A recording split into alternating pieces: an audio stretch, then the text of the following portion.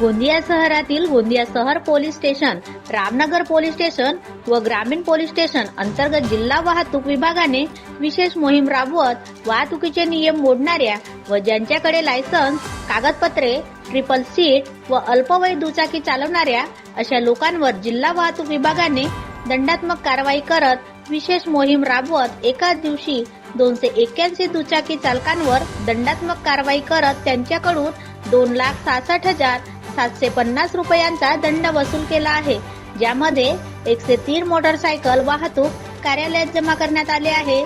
तर अशी कारवाई वेळोवेळी प्रत्येक महिन्यात जिल्हाभर करण्यात येणार आहे। यामुळे जनतेच्या मनामध्ये वाहतुकीबद्दल पालन करण्याची भीती निर्माण होणार, विशेष दुचाकी चालकांना शिस्त लागेल असे अधिकाऱ्यांचे मत आहे।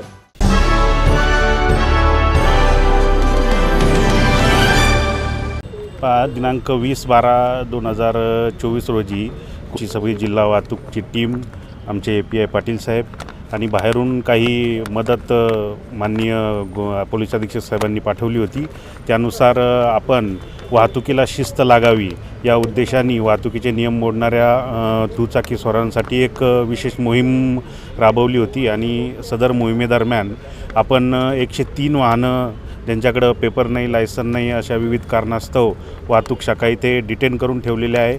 एकूण 281 केसेस करण्यात आल्या आणि त्या दरम्यान 2,66,750 रुपयाचा दंड देखील आपण वाहन चालकांना केलेला आहे। हे सर्व कारवाई अशी वेळोवेळी वाहतूक शाखेतर्फे संपूर्ण जिल्हाभर करण्यात येणार आहे, जेणेकरून जनतेच्या मनामध्ये नियमांच्या बद्दल पालन करण्याचं थोडीशी भीती निर्माण होईल आणि वाहतुकीला शिस्त लागेल। मोटरसायकल ज्या पकडलेल्या आहेत, काही जणांकडे कागदपत्र नाही, काहींचं लायसन नाही, काहींची नंबर प्लेट खराब आहे, अशा 2-3 कारणास्तव या वाहनं इथे डिटेन केलेली आहे। आता ते मालक ज्यावेळेस येतील त्यांना 207च्या कलमानुसार नोटीस देण्यात आलेली आहे।